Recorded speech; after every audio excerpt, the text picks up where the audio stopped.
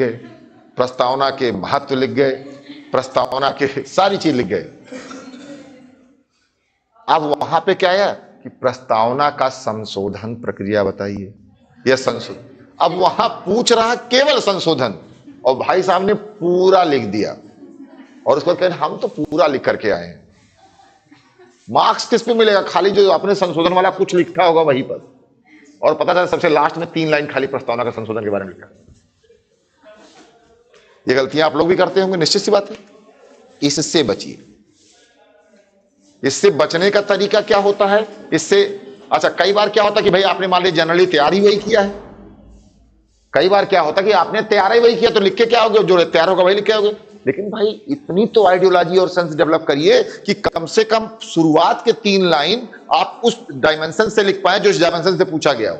बीच में आप कुछ भी भर दीजिए, बीच में कर सकते हो आप थोड़ा सा ऐड, लेकिन शुरुआत आप वही उसी लाइन से करिए जिस लाइन से पूछा गया हो। कम से कम एग्जामिनर का माइंड सेट तो हो जाए। और आपने कहा शुरुआत पहले ये लिख जाए वो लिख जाए और बाद में हम बढ़िया वाला लिखेंगे, तो बाद तक वो पढ़वे नहीं करेगा, क्योंकि शुरुआत में ही आपको समझ चुका हो कि आप कितने बहादुर हैं, आप कितने अच्छे राइटर हैं, और नीचे वाला पढ़वे नहीं करेगा। शुरुआत आप हमेशा अच्छे से करिए। लोग खत्म अच्छे से करते हैं, शुरुआत नहीं अच्छे से करते हैं, लेकिन शुरुआत आप अच्छे से करिए, तो कंक्लूजन दोबारा आप रिपीट कर सकते हो, बीच में आप कुछ मैटर आने सकते।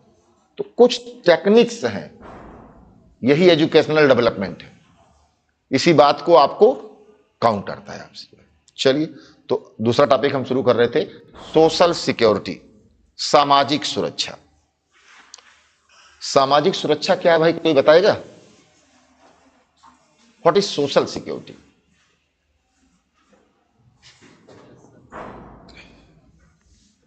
बताइए भाई, बैठ के बताइए, कोई दिक्कत नहीं, आपकी जगह हम खड़े हैं। सर सोशल सिक्योरिटी में जैसे सर कि समाज में सब पीसफुली एनवायरनमेंट बना रहे हैं। हाँ ठीक, कोई आपस में लड़ाई झगड़ा नहीं करे। सर ये हमारे सरकार है, बाकी आप भी बताएंगे। समाज में सब पीसफुली एनवायरनमेंट बने रहे। और ठीक है ठीक है, हाँ बताइए। बस ये पीसफुली। और कोई बताए भाई, और कोई बताए?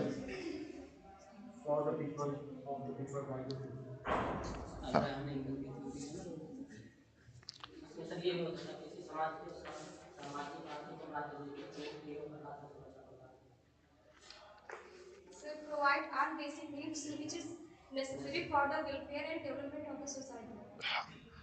इसको थोड़ा सा और बात समझिए कि भाई सोसाइटी सोशियो इकोनॉमिक डेवलपमेंट चाहती है, और डेवलपमेंट में एक मेजर फैक्ट जो आता है जिसको आप व्यवधान समझते हो, वो व्यवधान क्या होता है? रिस्क। बताएं भाई, आप भी तैयारी कर रहे हो तो आपके दिमाग में कहीं ना कहीं एक होगा कि पता नहीं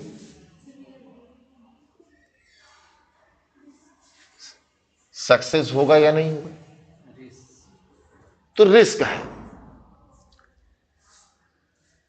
यानी हिंदी में क्या बोलते हैं इसको, जो है जोखिम। एक जोखिम है।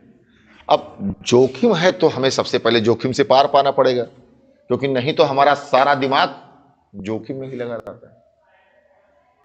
तो नॉर्मली मैंने देखा कि बहुत सारे आज की डेट में यूथ क्या करते हैं कि अपनी एक कैरियर को सिक्योर कर लेते हैं, एक ऐसी प्रोफेशनल या डिग्री ले लेते हैं या कुछ कर लेते हैं जिससे उनको पता हो कि हम सुरक्षित।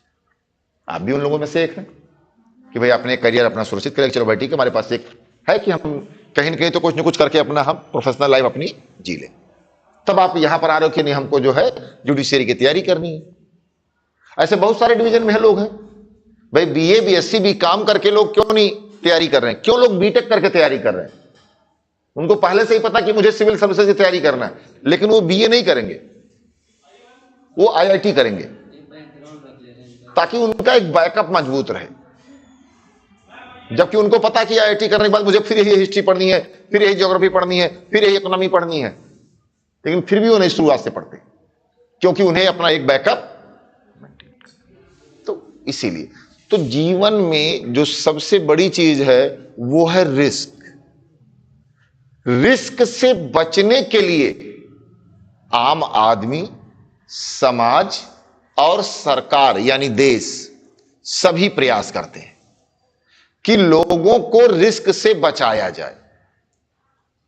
रिस्क कई क्षेत्रों को लेकर के है, स्वास्थ्य को लेकर के रिस्क है, दूसरा बेरोजगारी को लेकर के रिस्क है, और तीसरा जान की जोखिम को लेकर के रिस्क है। तीनों रिस्क तो है भाई। एक कोई महोदय ड्राइवर हैं, वो ट्रक चला रहे हैं, कार चला रहे हैं, कार चलाते हैं भगवान को प्रणाम करते, ऐसा नहीं कि भगवान तुम प्रणाम करके जाओगे तो फिर कोई हो जाएगा, लेकिन एक अपनी सिक्योरिटी मान के चलते कि नहीं भगवान हमारे साथ है, ईश्वर हमारे साथ है, ऊपर वाला हमारे साथ है, तो उसको रिस्क लगता है तभी तो ना। तो जीवन में प्रत्येक व्यक्ति को कहीं ना कहीं रिस्क लगता है। तो जो सामाजिक आर्थिक प्रगति करने वाला मानव है उसे भी रिस्क लगेगा। किसका किसका रिस्क लगेगा भाई? पहला रिस्क लगेगा हेल्थ का। बताएं, पहला रिस्क किसका लगेगा?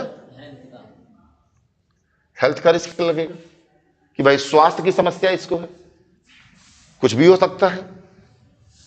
दूसरा अनएम्प्लॉयमेंट, तीसरा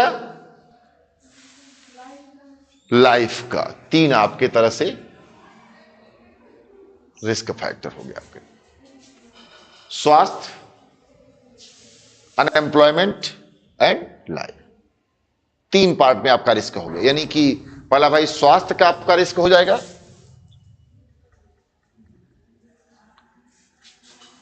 बेरोजगारी का, और तीसरा जीवन का। अब इन तीन जो रिस्क फैक्टर हैं, इन तीनों से बचने के लिए आम आदमी प्रयास करता है, लोग प्रयास करते हैं कि भाई इससे हम कैसे बचें। इससे बचने के लिए जो प्रयास कर रहे हैं, तो एक चीज आप हमेशा ध्यान दीजिएगा, कोई भी क्वेश्चन लिखना होगा तो तीन का प्रयास आप हमेशा लिखिएगा। वैयक्तिक प्रयास, इंडिविजुअल एफर्ट। भाई कोई भी समस्या दूर करनी है, इंडिविजुअल एफर्ट क्या है भाई? नहीं, क्या मतलब है इसका रोल क्या है? पहला प्रयास तो आपको खुद करना चाहिए ना, कि भाई आप क्या करना चाह रहे हो। सरकार नहीं कुछ करती है, सरकार क्या करे भाई आपके घर? भाई मैं अक्सर देखता हूं कहीं पर एक आग लग गई, अब आग लगने के बाद आप फोन करोगे और फिर दमकल विभाग की गाड़ी वहां से चलेगी, तो आपको क्या लगता है वो 1850 किलोमीटर की स्पीड से चला देगा वो है? लेकिन अब चूंकि आपको तुरंत तत्काल की जरूरत है तो भाई आदमी आप कहोगे नहीं तो अरे अभी तक दमकल नहीं पहुंची। अखबार में निकलता है आग लगने के 30 मिनट बाद दमकल गाड़ी पहुंचेगी, तो आपको क्या लगता है भाई दमकल गाड़ी पहले खड़ी रहती वहां पर तब आग लगता है? भाई मुझे समझ में नहीं आता लोगों के कहने की बातें। हॉस्पिटल आप गए हो, आप चाहते हो डॉक्टर पहले उठ के हमको देख ले सरकारी अस्पताल में, क्या बाकी मरीज नहीं है? जिसको देख रहे हो तो मरीज नहीं भाई, उनको भी तो देखना। आपका क्रम पे आओगे तो आपके क्रम से आपको नहीं, हमारी बहुत सीरियस थी, तो कौन मरीज कह के हम सीरियस नहीं थे? तो नॉर्मली क्या है कि हमें देखो, सबसे पहला प्रयास यहां पर मैं बात करता हूं कि आपको अपना इंडिविजुअल एफर्ट करना। अगर सफल होना है तो इंडिविजुअल एफर्ट काम करिए। अगर आपने इंडिविजुअल एफर्ट सही किया तो बेहतर हो जाएगा, उसमें कोई फिर दिक्कत नहीं आएगी। चलिए, तो पहला हो जाएगा। और दूसरा क्या होगा? संस्थागत प्रयास, इंस्टीट्यूशनल एफर्ट। तीन एफर्ट होते हैं, तो पहला इंडिविजुअल एफर्ट, वैयक्तिक प्रयास, दूसरा इंस्टीट्यूशनल एफर्ट, संस्थागत प्रयास।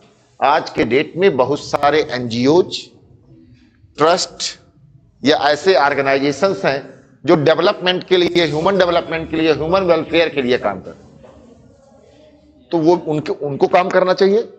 और तीसरा होता है गवर्नमेंट एफर्ट, सरकारी प्रयास।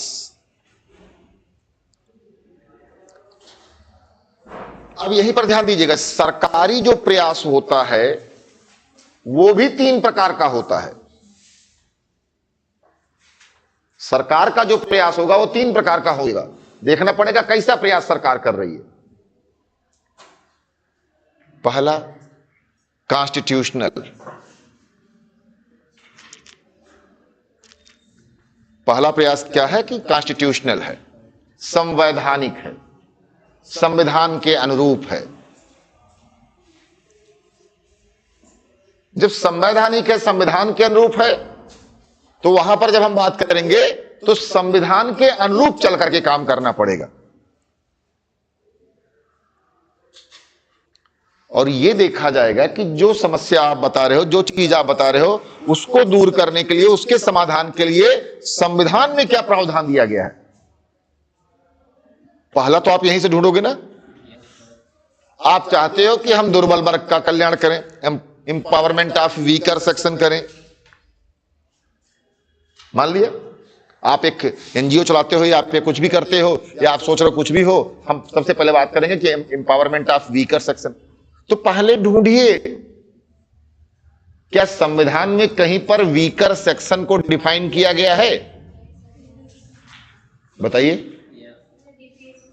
क्या कहा गया, किसको वीकर सेक्शन बताया गया डीपीएसपी। बताइए कहां लिखा गया है।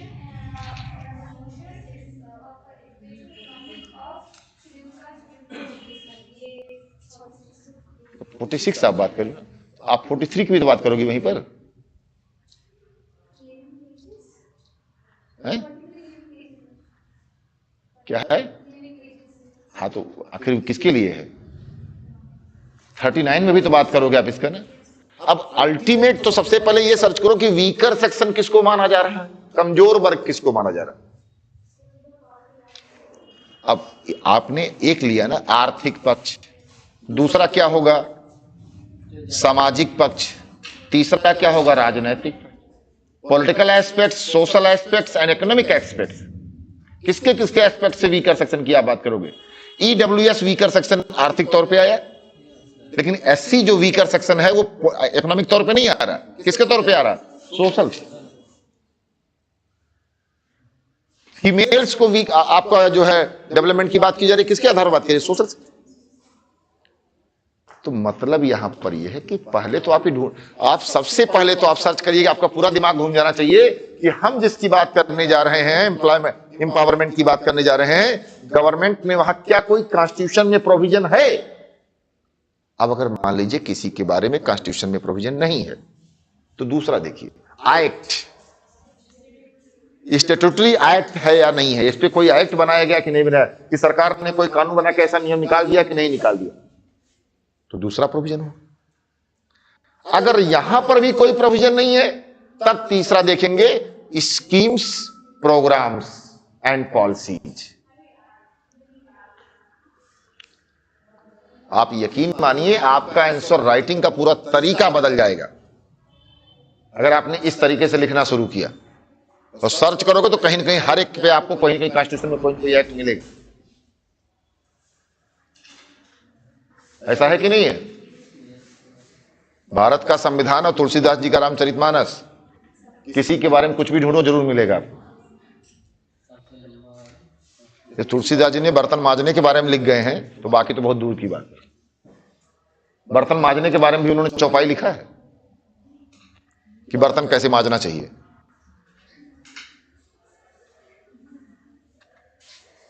मैं चौपाई भी बता दे रहा हूं, आधी चौपाई सुना दे रहा हूं। माजहि मलखी अरुद होवे, कि बर्तन जिससे मांजिए उसको धुल करके रखिए। तो बताइए, अब तुलसीदास जी हैं, बर्तन मांजने पर भी लिख गए हैं। आगे से बर्तन भी अच्छा रहेगा। तो मतलब यहां पर ये आता है कि आप भारतीय संविधान में जब आप सर्च करोगे तो हर एक एंगल पर कुछ न कुछ बातें आपको मिलेंगी। तो जिसके भी डेवलपमेंट पे आप जाइए तो वहां पहले ढूंढिए कि भाई भारतीय संविधान क्या कहता है, फिर देखिए भारत में जो दिए गए एक्ट क्या कहते हैं, फिर देखिए भारत सरकार या राज्य सरकारों के कार्यक्रम, योजनाएं और स्कीम्स, नीतियां क्या कहती हैं। यानी आप डॉक्यूमेंट्री सपोर्ट होकर के आप अपना आंसर लिखिए, बिना डॉक्यूमेंट्री एविडेंस और सपोर्ट के मत लिखिए। फिर मटेरियल तौर पे आप कुछ भी लिख जाइए, जो हमारा मन करेगा हम वही लिखेंगे। चलिए आगे बात करते हैं। तो हम जो प्रॉब्लम है, रिस्क है, उस पर आते हैं स्वास्थ्य का रिस्क। अब स्वास्थ्य के रिस्क के लिए हम आप भी प्रयास कर रहे हैं, संस्थागत भी प्रयास हो रहा है और सरकार के तौर पे भी प्रयास हो रहा है। इंडिविजुअल एफर्ट, पहला है आपका इंडिविजुअल एफर्ट। इंडिविजुअल एफर्ट क्या है कि भाई हम चाहते हैं कि हम स्वस्थ रहें। कोई चाहता है ऐसा कि हम बीमार हों?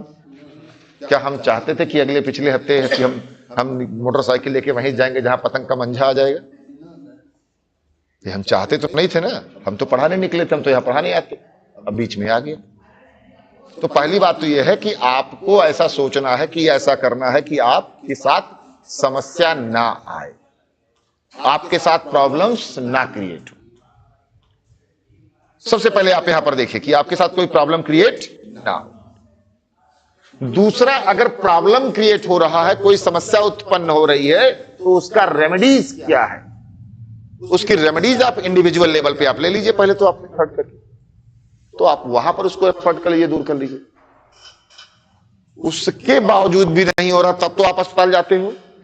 भाई आज के डेट में ह्यूमन बीइंग क्या है, बुखार हुआ पैरासीटामॉल खाया, नहीं उतर रहा तो कहीं कि नींबू पैरा खा लो, फिर 2 दिन नींबू पैरा खा के गुजारा, तब भी नहीं उतर, तब तक कहीं कि कोई आ गया, कहीं देखो भाई डोलो खा लो, तो इनका मन डोलने लगा तो डोलो खा लिए। अब डोलो खा के भी नहीं उतर, कहीं किसी ने कहा एंटीबायोटिक लगा दो, इसके साथ खत्म ही हो जाएगा, तो भाई साहब एंटीबायोटिक भी लगा दिए। अब उसके बाद जब मेरे कहना नहीं, अब तो जाके डॉक्टर को दिखाओ, तब तक पता चला कि टाइफाइड पूरी तरह से अपनी तरह से मैच्योर हो चुका।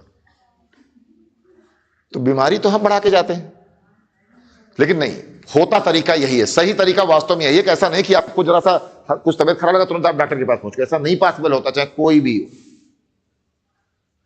तो मतलब क्या हो रहा है कि हेल्थ पे आप यहां पर देखिए उसी लेवल पे problem, individual effort, institutional effort और ग्रुप एफर्ट। तो पहला बात तो आपका इंडिविजुअल एफर्ट है कि हम क्या करें, हम स्वस्थ रहेंगे के प्रयास करेंगे, और ऐसा कुछ करेंगे कि हम unhealthy diet, unhealthy food, unhealthy living standard नहीं बनाएंगे। This is our individual effort. अब इंस्टीट्यूशनल एफर्ट क्या है भाई, बहुत सारी संस्थाएं भी स्वास्थ्य को लेकर के सजग है, और चाहे आप कहिए कि CSR के तौर पे, चाहे आप कहिए कि किसी और तौर पे, वो क्या कर रही हैं, इंस्टीट्यूशन चला रही हैं। आज टाटा इंस्टीट्यूट ऑफ कैंसर जो मुंबई में है, हर साल कम से कम मेरे हिसाब से 50,000 लोगों की जिंदगियां ऐसी बचाता है जो हर जगह से निराश हो चुके। एक बहुत बड़ा इंस्टीट्यूट, ऐसा है कि नहीं है? किसका एफर्ट चल रहा? टाटा कंपनी के एफर्ट से चल रहा। ऐसे एक संस्था का मैंने केवल नाम लिया, ऐसे बहुत सारी इंस्टीट्यूट हैं। Tata institute of fundamental research, उसी के दिन चल रहा है आपका ये। तो स्वास्थ्य पर बहुत सारी एनजीओज भी अच्छा काम कर रही हैं, बहुत सारी कंपनियां भी अच्छा काम कर रही हैं। तो सोशल सेक्टर की बात यहां पर होगी। अब तीसरे नंबर पर आता है कि सरकार क्या प्रयास कर रही है, स्टेट गवर्नमेंट क्या एफर्ट कर रही है, सेंट्रल गवर्नमेंट क्या एफर्ट कर रही है। तो भाई हॉस्पिटल्स रन कर रही है, हर तरह की फैसिलिटीज दे रही है, मेडिकल फैसिलिटी दे रही है, और सारी चीजें कर रही है। इसके अलावा क्या कर रही है, आयुष्मान भारत, कि भाई अगर आपको सरकारी अस्पताल में रह करके इलाज नहीं हो पा रहा तो आप प्राइवेट अस्पताल ज्वाइन कर लीजिए, और वहां पर आयुष्मान भारत के अंतर्गत जो है अपना इलाज करवा लीजिए। पहले 2.5 लाख तक का था, आज 5 लाख तक का हो गया। तो आयुष्मान भारत की योजना हो गई। दिल्ली सरकार को ले लीजिए, अपनी योजना चला रही है। वेस्ट बंगाल की सरकार को ले लीजिए, अपनी योजना चला रही है। राजस्थान सरकार भी अपनी योजना चला रही थी, लेकिन बाद में आयुष्मान में मर्ज कर लिया। अभी आपने देखा होगा कि सुप्रीम कोर्ट ने दिल्ली सरकार को फटकार भी लगाई। तो मतलब क्या हो रहा है यहां पर जो है कि सेंट्रल गवर्नमेंट की बात, तो स्वास्थ्य को लेकर के अब बहुत सारी योजनाएं सरकार चला नहीं चला रही, इसमें जो है बताइए भाई, हर जगह लिखाने की जरूरत नहीं है। अब दूसरे नंबर पे आ जाइए, बेरोजगारी, अनएम्प्लॉयमेंट। भाई हमें बेरोजगारी ना होने पाए, हम रोजगार में रहें, हमारा एक एस्पेक्ट आपका ये भी होता है। आप गवर्नमेंट जॉब का एफर्ट कर रहे हो, सिविल सर्विसेज या जुडिशियरी की आप तैयारी कर रहे हो, आप सबसे पहले तो आप अपने आप को सिक्योर्ड करना चाहते हो, सामाजिक सुरक्षा चाहते हो, तभी तो आप आ रहे हो। नहीं, जितनी तनख्वाह मिलती है इससे ज्यादा तनख्वाह कारपोरेट सिस्टम में आपको मिल जाएगा, ऐसा है कि नहीं है? लेकिन आपको पता है कि कारपोरेट सिस्टम से कब हम बाहर हो जाएंगे ये भी नहीं पता है। हालांकि एक से निकलोगे दूसरे में जाओगे, दूसरे से निकलोगे और चले जाओगे। कारपोरेट सिस्टम की एक बात ये भी होती है, लेकिन नहीं, हम क्या है कि हम इस रिस्क से बचना चाहते हैं और हमने क्या चूज कर लिया कि भाई हम यहां पर ऐसा कुछ करेंगे। तो अब अनएम्प्लॉयमेंट ना होने पाए, इसके लिए इंडिविजुअल एफर्ट, फिर इसके लिए इंस्टीट्यूशनल एफर्ट, फिर इसके लिए गवर्नमेंट का एफर्ट, और यहां पर आपको ज्यादा लिखना है गवर्नमेंट का एफर्ट कि रोजगार को बढ़ाने के लिए सरकार क्या कर रही है। अब रोजगार को बढ़ाने के लिए सरकार का जब आप एफर्ट लिखोगे तो मान लिया मैंने कहा कि आपने 50 वर्ड लिखा, 10 वर्ड लिखा, क्योंकि इसके लिए इंडिविजुअल क्वेश्चन आएगा। अभी आपका एक टॉपिक भी पूरा है बेरोजगारी को दूर करने के उपाय, अनएम्प्लॉयमेंट पढ़ना होगा ना आपको, पॉवर्टी एंड अनएम्प्लॉयमेंट, ये टॉपिक पढ़ा है कि नहीं पढ़ा है ना। तो पॉवर्टी और अनएम्प्लॉयमेंट, अनएम्प्लॉयमेंट में मैंने आपको कुछ बताया कि नहीं बताया है कि अनएम्प्लॉयमेंट को दूर करने के लिए गवर्नमेंट कौन कौन से स्कीम चला रही है। हाँ, स्किल इंडिया और कौशल विकास हो गया, ठीक है, मनरेगा है, और कोई बताइए। DDU, दीनदयाल उपाध्याय, आगे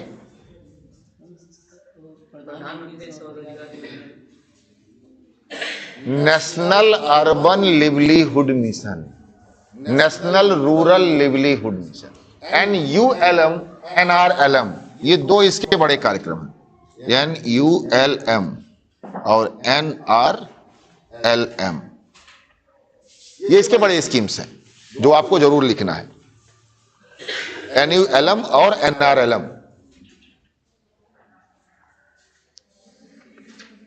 तो ये किससे रिस्क हो गया आपका, बेरोजगारी के रिस्क से लेकर। यहीं पर आप लिखेंगे मनरेगा चला रही है सरकार, मनरेगा को भी नोट करोगे। यहीं पर स्किल इंडिया डेवलपमेंट का चलोगे, कौशल विकास मिशन को लिखोगे, स्किल इंडिया को लिखोगे, फिर मेक इन इंडिया, अभी मैंने यहीं पर आपको लिखवाया हुआ बताया होगा जो है कि श्रमेव जयते नाम आया होगा ना, तो श्रमेव जयते भी यहां पर आ जाएगा। यहीं पर आपका जो है ये विश्वकर्मा, ऐसे तमाम कार्यक्रम कुछ जगहों, अब जैसे यहां पर आपको लिखना हो तो यहां पर केवल कार्यक्रम के नाम लिख दिए तो आपका आंसर पूरा हो जाएगा। जितने कार्यक्रम मैंने बताए हैं अगर वो केवल आपने कार्यक्रम के नाम लिख दिए तब भी आपका ये पूरा हो जाएगा। ऐसा होगा कि नहीं होगा, केवल आप आंसर लिख दिए उसमें। तो अनएम्प्लॉयमेंट की बात होगी। अब तीसरे नंबर पे लाइफ रिस्क, हेल्थ, और यहां पर दोनों को थोड़ा सा कंपेयर कर बताएंगे। सबसे पहले यहां पर बात आ रही है कि अब अगर रिस्क है तो हम कुछ सोशल सिक्योरिटी को ले लें, सामाजिक सुरक्षा को ले लें। क्या ले लेंगे भाई सामाजिक सुरक्षा के तौर पे? हम अपने जीवन का बीमा करा, इंश्योरेंस, यानी यहां पर जीवन बीमा आ जाएगा।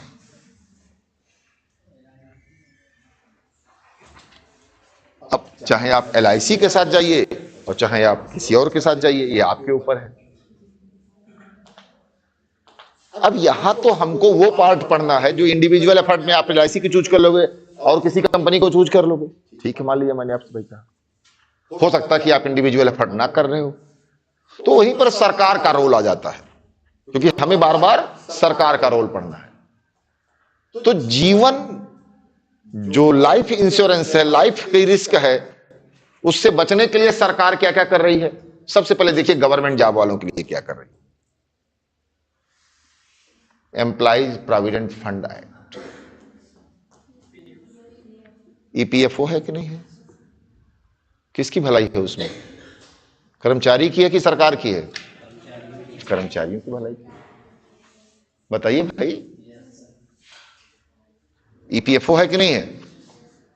इसके अलावा पेंशन फंड, NPS की बात करिए चाहे OPS की बात करिए, पेंशन फंड ये भी तो सोशल सिक्योरिटी है कि भाई आज आप कमा रहे हो तो आज आप खर्च करिए, कोई दिक्कत नहीं है, क्योंकि आपको पता है कि आपको रिटायर होने के बाद कुछ ना कुछ पेंशन मिलेगा और आप उसमें जीवन गुजारा बसरा कर लोगे आप।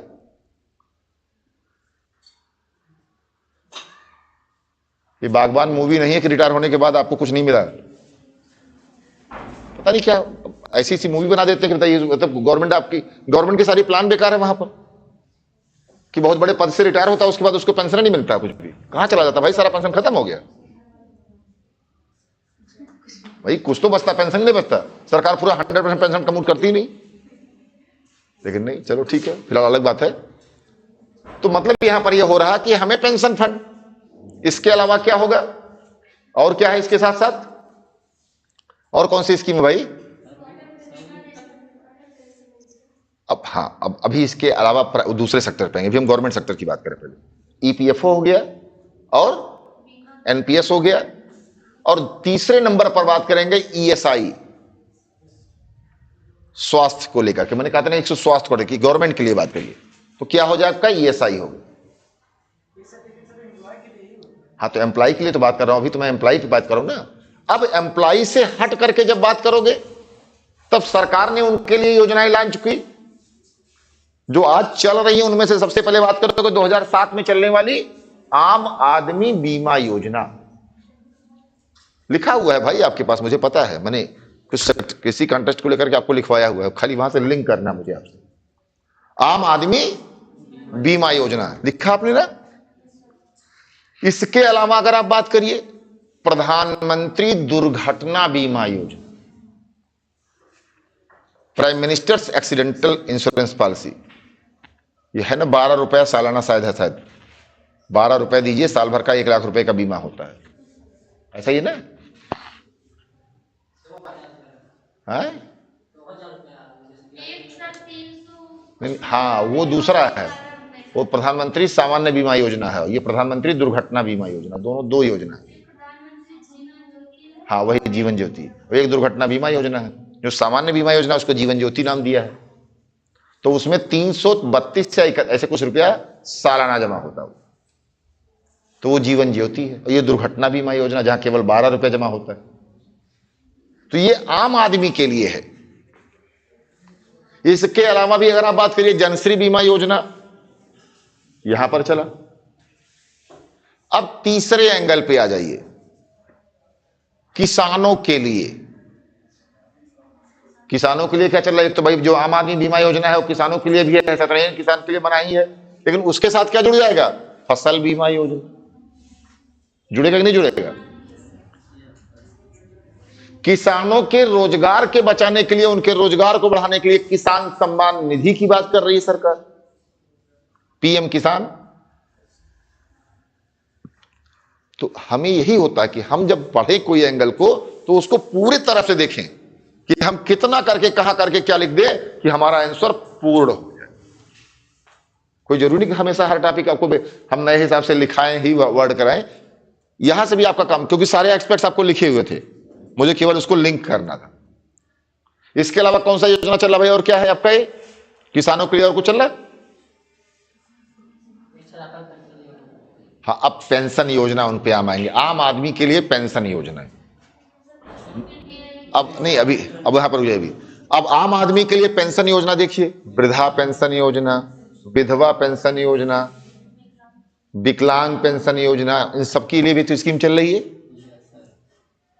मिनिस्ट्री ऑफ सोशल जस्टिस है भाई पूरा।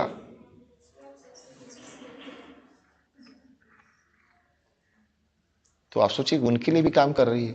और आपने फिर क्या बताया? अटल पेंशन ये भी चल रहा है आपका यहाँ पर जो। तो जो बच्चे मतलब पढ़ रहे हैं उनको भी दी जाएगी 1000 रुपए की राशि। छात्रवृत्ति समथिंग अलग है, राज्यों की योजना है। जैसे माननीय मुलायम सिंह यादव जी ने भी उत्तर प्रदेश में ऐसी योजना चलाई थी, बेरोजगारी भत्ता। 2004 और के आसपास जब शायद मुलायम सिंह जी मुख्यमंत्री थे, तो उस समय बेरोजगारी भत्ता दिया जाता था कि अलाउंस भाई कि आप बेरोजगार हैं, आपको हम कुछ पैसा 500 रुपये महीना दे रहे हैं कि वे कम से कम मोबाइल तो रिचार्ज करा ही लो।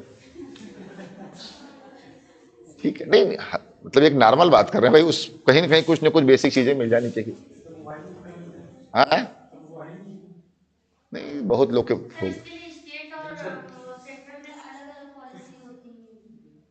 पहली बात तो हमेशा ये होनी चाहिए, कोऑर्डिनेशन होनी चाहिए। ये जो कुछ चीजें जो कॉन्करेंट लिस्ट में हैं और स्टेट गवर्नमेंट जो बैरियर करती है, मुझे लगता है वो गलत, नहीं बैरियर करना चाहिए। और सेंट्रल गवर्नमेंट को भी बायस जो होकर के काम नहीं करना चाहिए। दोनों बातें आती हैं। मैं ऐसा नहीं मैं कहूंगा केवल एक बात करूंगा, पॉलिटिक्स में समथिंग सारी चीजें होती हैं, तो खैर वहां की बात ही नहीं हमको करनी होती है, हम तो हमेशा उससे दूर ही रहते हैं, क्योंकि उसका जो प्रोविजन है वो समथिंग जब आप पढ़ोगे तो बहुत ही अलग अलग चलता है। क्योंकि सर अभी राजस्थान तमिलनाडु में एक योजना चलती थी रायपुर किसान के लिए, रायपुर किसान योजना थी, उसमें 10,000 रुपये उनको पेंशन दी जाती थी, लेकिन अभी उसमें अमेंडमेंट करके उसको 15,000 रुपये कर दिया है। ठीक है, तो सर ये स्टेट की पॉलिसी है तमिलनाडु। हाँ, कुछ राज्य अपने राज्य के जो अपने देश के जो मतलब उस राज्य में रहने वाले जो किसान हैं या अन्य लोग हैं, उनके लिए विशेष योजनाएं चला रही हैं। ये भी महाराष्ट्र सरकार में देखिए कुछ योजना लॉन्च किए हैं, भी कुछ लॉन्च हुआ था। हर एक राज्य करता है, ऐसा नहीं मैं कहूँ कि नहीं लॉन्च है। भाई आपके उत्तर प्रदेश में है, यहां पर भी तो चल रहा है कि नहीं चल रहा? किसानों के लिए भी योजना चल रहा है, विद्यार्थियों के लिए भी योजना चल रहा है, हर राज्य कर रहा है और देश भी कर रहा है। भाई विद्यार्थियों के लिए बात करिए तो एजुकेशन लोन में आपका वो सब्सिडी आया कि नहीं आया? अभी आप स्कॉलरशिप प्रोग्राम चल रहा कि नहीं चल रहा? भाई स्कॉलरशिप प्रोग्राम आया कि नहीं आया यूथ के लिए? आया कि भाई आप प्राइवेट कंपनी में इंटर्नशिप करिए, पैसा कौन देगा? सरकार। कंपनी वाले भी खुश, आम आदमी भी खुश। बाद में क्या होगा? खाली नाम चलेगा। तो दैट मीन्स क्या हो रहा कि यहां पर ये सारी चीजें इस प्रकार से सरकार कर रही है, ऐसा नहीं है कि सरकार नहीं कर रही है। आप निरंतर देखिए, कंटिन्यू देखिए तो सरकार आपको काम करती नजर आएगी। कोई भी सरकार हो, मैं किसी एक पर्टिकुलर सरकार की बात नहीं करता कि नहीं है, सारी सरकार आएगी, जो भी आएगा वो काम करता है, ठीक ना। तो हम यहां पर बात करेंगे कि रिस्क फैक्टर को एवालिस करने के लिए जितने भी कार्यक्रम आपके लॉन्च हो रहे हैं वो सोशल सिक्योरिटी सेक्टर में आते हैं, सामाजिक सुरक्षा कार्यक्रम के अंतर्गत आते हैं। क्लियर है? चाहे वो इंडिविजुअल एफर्ट पे हो, चाहे ग्रुप एफर्ट पे हो, चाहे गवर्नमेंटल एफर्ट पे हो। और गवर्नमेंट तो सबसे ज्यादा जिम्मेदार भाई आपके यहां पर आई। चलिए अब अगला अगर हम बात करें तो दो लेवल पे दो लेके चलना है साथ साथ। पहले एक बात कर लेते हैं, आवास, रेजिडेंस है। पीडीएस तो हंगरनेस के लिए है, मतलब जोड़ सकते हो आप आम आदमी की भलाई के लिए, लेकिन वो हंगरनेस के लिए, मतलब वो भी एक सोशल सिक्योरिटी का ही माध्य पार्ट होगा कि भाई कि जब खाए पिए रहोगे तभी तो काम करोगे। ऐसा थोड़ा कि आप खाए बिना खाए भूखे रखकर काम कर लोगे। पीडीएस भी आप उसमें जोड़ सकते हो। देखिए हमने कहा ना कि जोड़ना है। अब आपको बहुत सारी चीजें आपको मिलेंगी कि हम ऐसा भी जोड़ के काम कर सकते हैं, तो वो जोड़िए। ऐसा कतई मैं नहीं कहूं कि मैंने जितना बोल दिया सिर्फ वही ब्रह्म वाक्य है। ब्रह्म वाक्य यहां कुछ नहीं होता है। हम जितना पढ़ाए उसमें से उतना लिख करके उसके आगे बढ़िए, आप उसको आगे लेकर के चलिए, आप कर लेंगे आप, ठीक है। तो पीडीएस को भी जोड़ सकते हो आप यहां पर, क्योंकि जो रिस्क फैक्टर में क्या ये भी होता है कि भाई भूखा आदमी, भूखा तो क्या काम करेगा। सूरदास भी लिख गए, भूखे भजन न होई गोपाला, ले लो आप मन कंठी माला है।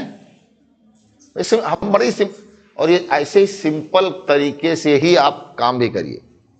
एक बड़ा अजीब वर्ड होता है, लोग कहते हैं मैनेजमेंट का, मैं बताऊं मैनेजमेंट में एक वर्ड होता है इंफॉर्मेशन का, जिसको हम कम्युनिकेशन की बात करते हैं, कि जब भी आप कोई प्रेजेंटेशन करें या बोलें या कम्युनिकेशन करें तो यहां पर किस शब्द को याद रखिए, keep it simple and short. आप एक ऐसा प्रस्तुतिकरण करें जो सिंपल हो और शार्ट हो। कभी भी डिप्लोमेटिक, हाइपोथेटिकल ऐसे आंसर कतई मत लिखिए। इतना सिंपल तरीके से लिखिए। इसको दूसरा तरीका क्या होता है, keep it simple for stupid. आप अपनी बात को ऐसे रखिए कि एक मूर्ख को भी समझ में आ जाए, पढ़ा लिखा तो उसको समझ ही लेगा। तो आप जो लिखिए ना वो एकदम सामान्य भाषा, सामान्य उदाहरण, आपके डे टू डे लाइफ में जो टर्म आ रहा है उनको लेकर के लिखिए। बहुत टिपिकल आंसर मत याद करने पर, नहीं हम सबसे टिपिकल लिखेंगे। कुछ लोग होते हैं ना कि कहते हैं कि जो सबसे बढ़िया वाला केस है, सबसे लंबा चौड़ा टेढ़ा मेढ़ा नाम है, हम वही याद करेंगे। कहां याद करोगे भाई, क्यों याद करोगे आप भी सिंपल लिखो, जब वही सिंपल लिख करके पास हो सकते हो। इन भाई एग्जाम्पल तो एग्जाम्पल, जब बेरूबाड़ी केस लिख करके काम चल सकता है तो कहे टिपिकल केस के नाम पे जाइए, लिखो वही, तुम भी मिल जाएगा आपको वही सब बस। तो ये होता। चलिए आगे बात करते हैं। तो अब नेक्स्ट जो आपका जो है आवास, रेजिडेंस। रेजिडेंस सोशल डेवलपमेंट के लिए बहुत आवश्यक है, ठीक है ना। रेजिडेंस जो आपका है वो सोशल डेवलपमेंट के लिए बहुत आवश्यक है, ठीक है। मनुष्य व्यक्ति जीवन के कुछ समय कहीं भी रह लेता है, 24 घंटे में एक निश्चित पार्ट का लाइफ में वो बाहर रह लेता है, लेकिन जब वो वहां से खाली होता है तो घूम फिर करके घर जाना चाहता है। अब ये विधि का विधान है पूरे धरती के लिए कि दिन में काम किया जाता है और रात्रि में विश्राम किया जाता है। लेकिन आज जो हमारे यहाँ वेस्टर्नाइजेशन हो रहा है, पाश्चात्यकरण हो रहा है, उसका बड़ा इंपैक्ट सीधा सा देखिए। बहुत सारे बच्चे मुझे मिलते हैं, सर मैं रात में ही पढ़ पाता हूं या पढ़ पाती हूं। क्या दिन में बुद्धि कहीं अलग चली जाती है? अक्सर मैंने नॉर्मली देखा, नॉर्मली का मतलब बनता है कि आज 70% क्या 80% लोग ऐसे मिलेंगे जो यही कहेंगे कि हम रात में ही पढ़ पाते, दिन में नहीं पढ़ पाते। अब उसके दो एस्पेक्ट्स हैं, दो एंगल हैं कि जब हम बात करेंगे कि पहला एंगल क्या है कि भाई हो सकता है कि दिन भर में डिस्टरबेंस लगा रहता है। एक सामान्य व्यक्ति के आवास में, घर में इतनी ज्यादा स्पेस तो नहीं होता कि आप अपने कमरे में बैठ के पढ़ाई करो, घर वाले कुछ भी कर रहे हैं आपको आवाज नहीं आ रही। हाँ हो सकता है भाई बहुत बड़ा बंगला हो आपका 1.5 किलोमीटर का, तो है नहीं, कहीं भी नहीं पढ़ पाएंगे। देखिए ये अब ये भी नहीं हम कहेंगे कि आप पढ़ने वाले कहीं पढ़ दे, मतलब देखिए अब वो जमाना नहीं रह गया है कि आप पढ़ने वाले कहीं पढ़ सकते, ना वो पढ़ने वाले बच्चे कि वो कहीं भी पढ़ लें, ऐसा नहीं है। अब चीजें डिफरेंट हो गई, कुछ चीजें फर्क आया है। ये हर एक युग का जो एक अंतर होता है उसमें आपका उसका अंतर मिलेगा। 20वीं शताब्दी तक यानी 1999 मतलब आप कह सकते हो कि जो है सॉरी मतलब 20वीं शताब्दी 1899 तक तो वो शताब्दी थी कि पढ़ने वाले कहीं पढ़ लेंगे। लेकिन जैसे ही 1900 पार हुआ, ठीक है ना, उसके बाद बदल गया आपका ये 21वीं सदी में जैसे आप आए तो बदल गया आपका उस, आप दोनों में अंतर आपका है। अब हमें सुविधाएं चाहिए, शांति चाहिए, पीस चाहिए, उसके साथ आप काम कर पाओगे। तो बस यही बात आपकी यहां पे आ रही है। तो रेजिडेंस के बारे में क्या है कि भाई एक बहुत बड़ा समय जीवन का आप बाहर कहीं गुजार सकते हो, लेकिन उसके बाद आप नॉर्मली घर पे आपको आना चाहिए, क्योंकि दो चीजें यहां पर आपको चाहिए, एक तो पीस और दूसरा रेस्ट, विश्राम और शांति। एक तो विश्राम चाहिए आपको और दूसरा शांति चाहिए। नॉर्मली अब इसको आप जो आवास शब्द हमने आपको प्रयोग किया है, हो सकता है कि ये खुद का आवास हो सकता है किराए का आवास हो, और हो सकता है टेम्पोररी अस्थाई होटल का आवास हो, लॉज का आवास हो, कहीं पर भी हो वो पॉसिबल है आपका। कहीं पर भी आप आराम करोगे, विश्राम करोगे, लेकिन आपको चाहिए जरूर। एक हमारे मित्र थे इलाहाबादी, डिप्टी एसपी सेलेक्ट हुए। तो चूंकि इलाहाबादियों की बड़ी खास बात होती है कि दोपहर में उनको खाना खाने के बाद 1 घंटा सोना चाहिए। तो भाई साहब डिप्टी एसपी दोपहर में खाना खाते थे, नहीं कुछ मिलता था जीप में ही सो जाते थे। मतलब जीप चलती जीप है, खड़ी करा दी, जीप किनारे खड़ी को तो सो गए, ड्राइवर कहते थोड़ी देर घूम 10 मिनट 20 मिनट आराम किया, उनको लगा कि हमारा पूरा हो गया, कोई दिक्कत नहीं। लेकिन 20 मिनट वो आराम करेंगे। ऐसे भी है। तो मतलब ये होता है कि रेस्ट, बॉडी को रिलैक्स, रेस्ट जो आपका कॉन्सेप्ट है वो चाहिए ही चाहिए। अब ऐसा भी नहीं आपको कि नहीं हम तो सर रेस्ट करते ही नहीं है, हमारे जीवन में रेस्ट का कोई जीवन नहीं है। ऐसा कैसे संभव है कि जीवन में रेस्ट का कोई जीवन नहीं है? रेस्ट तो है ही है, रेस्ट जरूरी है। तो आवास योजना, चलिए अब आवास से हमें एक तो रेस्ट की बात हुई, दूसरी सुरक्षा की बात होती है। आवास हमें सिक्योरिटी प्रोवाइड करता है। आवास हमें क्या देता है? सुरक्षा देता है। किससे सुरक्षा? जलवायु से सुरक्षा, यानी प्रकृति से सुरक्षा देता है, जानवर से सुरक्षा देता है, इंसानों से सुरक्षा देता है। हालांकि इंसान से तो कोई भी सुरक्षा नहीं दे सकता, भगवान भी नहीं दे पाएंगे। भाई आप ताला बंद करिए, ऐसे घुमा के तोड़ देते हैं। आप अपने सही चाबी से उतने जल्दी नहीं खोल पाओगे जितना वो डुप्लीकेट चाबी से खोल लेंगे, तो उनसे तो आप सुरक्षा नहीं ले पाओगे आप। लेकिन फिर भी नॉर्मल हम मान के चलते हैं कि हम ताला बंद किए तो हमारा घर सुरक्षित है। क्यों नहीं? पता चला भी ये परेशान हो जाए कि हम तो ताला बंद करके आए हैं, पता नहीं वहां क्या हो जाएगा। हमारे कुछ नहीं होगा, आप रिलैक्स करिए।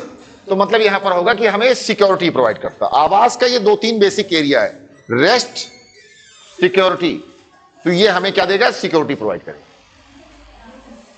अब यहां पर फिर वही बात आएगी, आपको पूरा करना होगा individual effort, group effort, government effort. तो इंडिविजुअल एफर्ट ये है कि भाई आपको अपना घर खुद बनवाना चाहिए। आपको अपना घर खुद बनवाना चाहिए। तो हम क्यों बनवाएं? हमारे पापा बनवाएंगे। तो भाई ठीक है, आज पापा बनवाएंगे तो कल आप भी सक्षम होंगे, आप फिर आप बनवाएंगे। हैं? क्या हो गया है? दूसरा फ्लोर बनवाएंगे या दूसरा बनवाएंगे या कुछ और हम आगे बढ़ेंगे कुछ। देखिए हम यहां पर डेवलपमेंट को सीधे हम एक चीज मापते हैं। जो नॉर्मली कहा जाता है कि डेवलपमेंट के लिए केवल एक चीज मापिए। मैं मान लूंगा कि आप जीवन में सफल होंगे। आपकी पहचान शुरुआत में आपके पिताजी से हो, लेकिन बाद में आपके पिताजी की पहचान आपसे हो जाए। बस केवल जीवन में इतना कर लीजिए। अब इसके लिए क्रिमिनल मत बन जाइएगा। नहीं, कुछ लोगों ने कहा ठीक ठीक, बहुत सही सर आपने कहा है। हाँ, उस पर मत जाइए। बाकी आपने अगर इतना नाम कमा लिया कि आपके पिताजी की पहचान आपसे हो जाए तो बहुत अच्छी बात, चाहे कहीं पर भी हो। चलिए अच्छा बात करते हैं। तो आवास जो हमारा है, इसके लिए सरकारी प्रयास क्या हो रहा है, इस पर बात कर लेते हैं हम। आवास के लिए जो सरकारी प्रयास है, तो प्रधानमंत्री आवास योजना, पीएम आवास, हाँ 2015 केवल आप याद कर लेंगे तब भी आपको काम चल जाएगा। वैसे पूरा लिख लीजिए 25 जून 2015। अब ये भी याद रखिएगा, ऐसा नहीं कि इसके पहले आवास योजना नहीं था। इसके पहले भी आवास योजना था, राजीव आवास योजना, लोहिया आवास योजना भी था। अब देखिए भाई, ये तो राजनीतिक मुद्दे हैं। मैं बार बार कहता हूं कि मैं राजनीतिक मुद्दों पर नहीं बोलता, वहां पर मैं पहुंच के साइलेंट हो जाता हूं। उसके पीछे कारण क्या है कि वह राजनीति है। वो हम आपको प्रशासनिक, विधिक, विधायी यहां पर चर्चा हम आपसे कर सकते हैं। राजनीति का मुद्दा यही है कि भाई अगर नाम नहीं चेंज करें तो उनको दूसरे नाम लेकर थोड़ी जाएंगे आगे भाई। तो अब ये होता है, उसमें कोई दिक्कत नहीं है, ठीक है। उससे कोई बहुत बड़ा फर्क नहीं है कि आपको उसके लिए परेशान होना है। तो आज ये पीएम आवास, इसके पहले आवास योजना थी, वर्तमान में पीएम आवास योजना। अभी 2024 में ही एक फाइनल लिस्ट आई थी, मतलब रिपोर्ट आया था। उस रिपोर्ट में दिया गया है कि 3.39 करोड़ आवास पीएम आवास योजना के अंतर्गत दिया गया, मोदी जी के आने के बाद। सब बने 3.39, देखिए 3.39 करोड़। हाँ, 2024 तक, यानी 2015 से लेकर 2024 तक 3.39 करोड़ के आवास की स्वीकृति हुई है, सैंक्शनड है ये। अब बनाए गए जो रिपोर्ट आपने पढ़ा वो कब का है, पहले ये पढ़ लीजिएगा, उसका डेट पढ़िएगा। ये रिपोर्ट आपकी अप्रैल 2024 की है। वो रिपोर्ट कब की है ये जरा देखिएगा। क्योंकि देखिए ये बात हम आपको बताएं, ऐसा नहीं कि आपने गूगल पे चेक कर लिया तो तुरंत कल की खबर छापा हुआ है। उसको फीड किसने किया है ये बहुत जरूरी है वहां पर जाना, क्योंकि उसके फीड से ही हमको पता चलेगा कि भाई ये कब का आंकड़ा है। पता चला कि 2018 में फीड हुआ था वो, और आपने कहा हम तो आज ही पढ़ के आए हैं। तो आज आपने पढ़ा है, फीड बहुत जरूरी होता है। तो ये जो रिपोर्ट हम पढ़ रहे हैं ये हम हार्ड कॉपी की रिपोर्ट है कि 3.39 करोड़ आवास आपका पीएम आवास योजना के अंतर्गत दिया गया। अब यहीं पर मैंने आप बात करिए, तो अभी मैंने बजट जब पढ़ाया बात किया था तो बजट में मैंने आपको लिखाया कि प्रधानमंत्री आवास योजना के अंतर्गत शहरी क्षेत्र में कितना बजट दिया गया है और ग्रामीण क्षेत्र में कितना बजट दिया गया है, दोनों को मैंने लिखाया कि नहीं लिखाया? पीएम आवास शहरी क्षेत्र और ग्रामीण क्षेत्र, यानी पीएम आवास अर्बन, पीएम आवास रूरल, ये दोनों मैंने लिखा दिया है। बड़ा बजट रूरल क्षेत्र का है, इसमें अगर आप बात करोगे तो लगभग 3 करोड़ जो है शहरी क्षेत्र का है और 0.39 करोड़ अर्बन का है। अब आप समझ सकते हैं कि 3 करोड़ लोगों को आवास का मतलब बनता है कि औसतन अगर 5 लोगों को धर दिया जाए तो भारत सरकार ने 15 करोड़ लोगों को आवास की सुविधा उपलब्ध है। अब ऐसा भी हम नहीं कहेंगे कि वो पूरी तरह से बिना आवास के रहने वाले थे या पूरी तरह से बेरोजगार, मतलब कुछ भी नहीं था उनके यहाँ, सब कुछ था। ये 2.5 करोड़ देकर के मोदी जी ने सब कुछ कर लिया, कई सारी बातें नहीं, लेकिन एक आवास योजना उन्होंने चलाया तो उसके तहत क्या हुआ कि कहीं से व्यवस्था करके बाकी लोगों ने पैसा लगाया। अगर 2.5 लाख सरकार दिया, 2.5 लाख वो भी व्यवस्था किए तो 5 लाख का बनवाए, तो कम से कम 2.5 लाख लगाने के लिए सक्षम तो और हुए कि नहीं हुए? तो पीएम आवास योजना, तो आवास भी एक मेजर सोशल सिक्योरिटी, क्योंकि इससे सुरक्षित होने पर लोगों का दिमाग काम में ज्यादा लगता है। क्लियर? अब इसके बाद क्या बचा था? गांव में जो पहले प्रधान की तरफ से कॉलोनी मिली उसके लिए तो गवर्नमेंट पैसा योजना के अंतर्गत। देखिए, मान्यवर काशीराम आवास योजना चलाया था मायावती जी ने, आप याद अगर करेंगे तो आओ, ठीक है ना? अपार्टमेंट है, हाँ, लखनऊ में तो मुझे लगता है 18 मंजिला भी है, 18 फ्लोर का। पारा और विजयनगर के उधर पीछे जाकर के हंसखेड़ा की तरफ जाकर के आपको बहुत बड़ा है। तो मैंने बार बार मैं यही बात कहता हूं कि हर सरकारें अपने सक्षमता पर प्रयास करती हैं, अलग अलग बात है। डॉक्टर अंबेडकर आवास योजना चला है और कई सारे आवास योजना चलाए हैं, मुख्यमंत्री आवास योजना हमारे पूछने में है कि जो पैसा गवर्नमेंट की तरफ से मिलता है प्रधान की तरफ से, तो क्या वो आवास योजना के अंश में आएगा?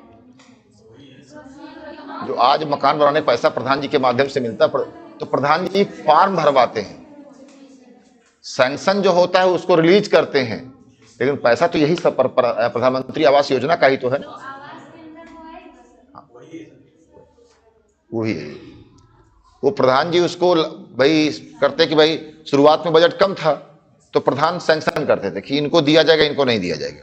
इससे पहले क्या होता भाई, आपके गांव में 4000 लोगों की आबादी है, अच्छा ठीक है, तो इस गांव में 50 आवास दे दीजिए। भाई 4000 लोगों की आबादी है, चल ठीक है, 50,000 लोगों की आबादी है तो 50 आवास दे दीजिए। आप 50 आवास प्रधान जी किसको दे रहे हैं? किसको दे सकते? तो ये पावर दिया गया कि प्रधान जी उसको ऑथराइज कर देंगे, जिसको लिख के भेज देंगे उसको मिल जाएगा। अब क्या हो रहा है नॉर्मली कि भाई कोई भी अप्लाई कर रहा है, किसी को भी मिल रहा है, सबको मिल रहा है। प्रधान जी का उसमें सैंक्शन की बात अलग कर दी, बाहर कर देगा। तो वो पीएम आवास से मतलब है आपको कि उस पे आप जाकर के अप्लाई कर रहे हो। अच्छा, शहरी क्षेत्र में क्या है? सबसे बढ़िया सुविधा है कि आपने लोन के लिए अप्लाई किया, वो लोन वाला खुद ही प्रधानमंत्री आवास योजना फॉर्म भर के लगा दिया, कर दिया बात। सबसे बढ़िया तरीका आपका है, क्योंकि वो आपका ऑथराइज होता है कि हाँ ये काम कर रहे हैं, मकान बनवा रहे हैं, आपको दौड़ने धूपने की जरूरत भी नहीं, उसका वेरिफिकेशन भी शांति से हो जाता है, आराम से हो जाता है कि हाँ भाई आप मकान बनवाने जा रहे हो। ठीक, तो पीएम आवास या और बाकी सारी योजनाएं इस पर काम हो गई।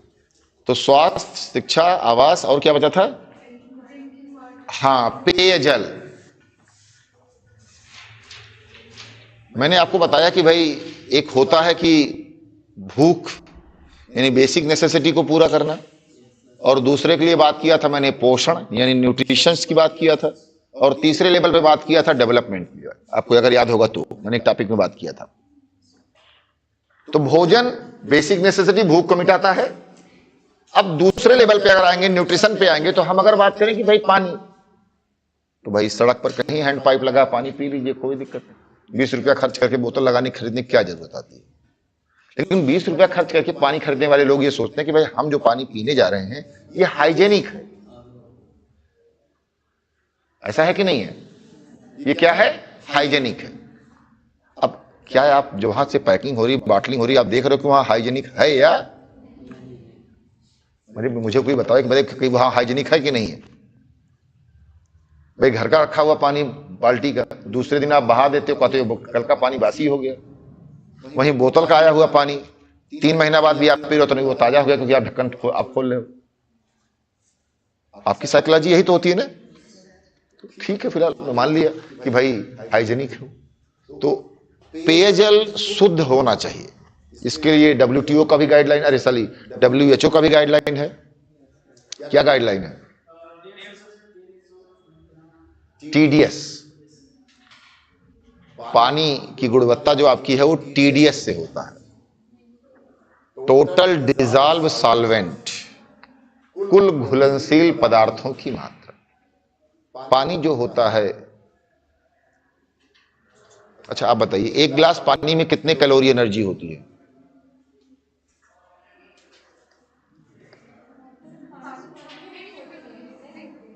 क्यों कहते हैं पानी पिया तो थोड़ा सा एनर्जी आई?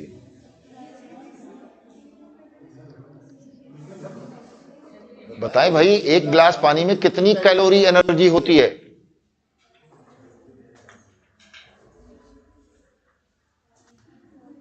जीरो।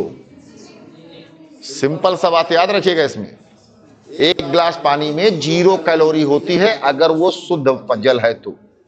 अब अगर उसमें कुछ मिला हुआ है तो जो मिला है उसमें फिर एनर्जी आएगी। तो जल तो वो होता है TDS। अब देखा जाएगा पानी जब आप बात करोगे तो पानी में कुछ मिनरल्स होते हैं, some are bona fide, some are mala fide. कुछ लाभदायक होते हैं, कुछ हानिकारक होते हैं। नॉर्मली उसी को रिमूव करने के लिए हम कहते हैं कि पानी को हम RO करके, पहले फिल्टर का जमाना था, लोग फिल्टर करके पीते थे, और आज जमाना आ गया कि RO करके। फिल्टर में क्या था कि भाई पानी जो साफ हो जाता था उसमें से नेगेटिव या बड़े एलिमेंट्स निकल जाते थे, माइनर एलिमेंट्स या माइक्रो एलिमेंट्स उसमें रहते थे। तो माइक्रो एलिमेंट्स रहने भी चाहिए उसमें, क्योंकि वो मिनरल से रिलेटेड है तो भाई होना भी चाहिए उसमें। और जब आपने RO कर दिया, RO मतलब क्या करते हैं इसमें? रिवर्स ऑस्मोसिस में क्या करते हैं हम? अल्ट्रावायलेट रेस से पास कराते हैं उसको, पानी को अल्ट्रावायलेट रेस से पास, UV रेस से पास कराते हैं। और जब आपने उसको UV रेस से पास कराया तो उसमें रहने वाला जितने भी हानिकारक तत्व हैं वो सब बाहर आ गए। हानिकारक तत्व तो बाहर आ गए, उसमें UV रेज के एलिमेंट्स जरूर आ जाएंगे उसमें, कि नहीं आएगा? तो अब लोग इसी को सबसे शुद्ध और सबसे अच्छा पानी मानते हैं। यानी आज के लोगों की क्राइटेरिया यही है, और कहते हैं कि उसको TDS को हम ला करके 40 के नीचे लेंगे। भी आपके घर RO वाला आएगा तो कहेगा कितना TDS सेट करो, कहोगे 40 कर देंगे साहब। 40 TDS बहुत ही कम है, उससे कम होगा, ज्यादा कम हो जाएगा।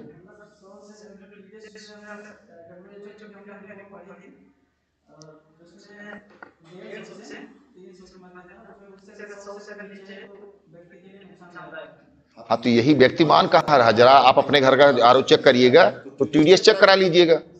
अगर किसी भी कंपनी के कर्मचारी ने सेट किया है तो 40, और तो और अगर थोड़ा सा मौका पाएगा तो 20 सेट करके चला जाएगा। अब आप कहोगे वो ऐसा क्यों करेगा? क्योंकि जब वो 20 सेट करेगा तो उतने जल्दी ही फिल्टर खराब हो जाएगा, उतने जल्दी आप फिर आपका कोई यार हमारा RO भी 6 महीना भी नहीं चला, खराब हो गया। अब वो 20 सेट करके गया है, 1 लीटर पानी के लिए 12 लीटर पानी बर्बाद करेगा। वो 40 सेट करके जाएगा, 1 लीटर के लिए 8 लीटर पानी बर्बाद करेगा। तो जब पानी वहां से गुजरेगा तो फिल्टर तो खराब होगा ना। ये हम सब जानते ही नहीं है। अब आपको कि हम मैकेनिक हैं, हम जानते हैं? हम भी नहीं जानते थे, हमको भी किसी ने बताया। हम मैकेनिक नहीं RO की, हम RO के मैकेनिक हैं। तो ये कुछ चीजें होनी चाहिए, लोगों को जानकारी होनी चाहिए। जैसे मैं बात करूं कि 2015 में मैंने अपना आवास बनवाया, 14 बनवाया, 30 मार्च 2015 से आज तक मैं RO का पानी नहीं पिया हूं अपने घर पे, दूसरे घर पे भले पिया हूं, ना हमारे परिवार में कोई पिया। और मैं आपको बता दूं कि ना हमारे परिवार में तब से लेकर आज तक ईश्वर की कृपा है कि कोई टाइफाइड या कोई इस तरह से कोई उससे गुजरा है। यानी पानी सही है। तो और हमको क्या चाहिए? यानी मिनरल्स, जो प्रकृति का मिनरल है वो तो मिल ही रहा है। तो पेयजल के लिए शुद्ध पेयजल की बात होनी चाहिए। कोई जरूरी नहीं कि RO का पेयजल, ये जो लोगों में आज दिमाग में चल रहा है कि आरओ का पेयजल, आरओ का पानी पीना चाहिए, ऐसा नहीं मैं कहूंगा कि केवल आरओ का पानी शुद्ध पीजिए, बस इतना खाली। आपके घर का पानी अगर ऑलरेडी शुद्ध है तो आप वहां पे उसको पी सकते हैं। अगर आप वाटर सप्लाई आ रही तो भाई फिर तो आपको मजबूरी है, क्योंकि वाटर सप्लाई तो शुद्ध हो नहीं पाएगा। अब आप कहोगे वाटर सप्लाई क्यों नहीं शुद्ध होगा, क्योंकि उसके पीछे मैं अगर कारण बताऊंगा तो फिर आप कहोगे फिर ऐसा भी होता है भाई वाटर सप्लाई कहीं से गुजर रहा, बीच में नाला भी है, वाटर सप्लाई की पाइप वहां से फट गई है, अब भाई ब्लीचिंग पाउडर डाल के साफ तो कर रहे हैं, लेकिन 5 साल बाद साफ कर रहे हैं वो। अब वो बहुत सारी चीजें हैं, क्लोरीन डाल के साफ कर दे रहे हैं, तो वो जो भाई अब वहां पर उनके लिए मजबूरी भी है। ऐशबाग वाटर वर्कर्स रोड पे चले जाइए, पानी तालाब खुला, वही पानी झील में इकट्ठा हुआ, वही पानी निकाल करके आरओ बना के भेज दिए, हर जगह वही है। तो वाटर सप्लाई तो भाई आप उससे बचिए, ठीक है ना। तो अब पेयजल पे आ जाइए, ये तो थोड़ा सा एक बात हो गई अगल बगल की, अब पेयजल पे आइए। पेयजल के लिए सरकार क्या कर रही है, ये आपके लिए कम कर रही है, बल्कि उन क्षेत्रों में देखिए जहां पर पेयजल की असुविधा है, राजस्थान, कच्छ का रन, विदर्भ का क्षेत्र, महाराष्ट्र या तमिलनाडु और इस तरह के जो कोस्टल की रीजन आपके जहां पर जो है पानी है। अब वहां जो प्रॉब्लम है उस प्रॉब्लम को कैसे दूर किया जाए, तो वहां पर क्या होगा कि पानी की सप्लाई केवल एक लाइन।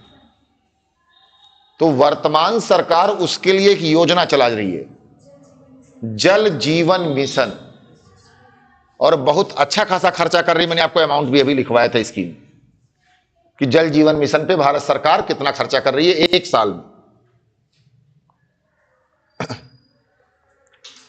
ठीक है ना। तो जल जीवन मिशन पे आप देख लीजिए, यहां पर जो ये देख लीजिए, चेक कर लीजिए, मुझे इस समय याद नहीं है, ठीक है ना। लिखाया है लेकिन याद नहीं इस समय मुझे आ रहा है, ईयर नहीं याद आ रहा है उसमें, ठीक है। कौन सी, यही जल जीवन मिशन ही तो है। हाँ, जल जीवन मिशन योजना के अंतर्गत हर गांव में एक पानी की टंकी और फिर उससे कनेक्शन पानी पेयजल।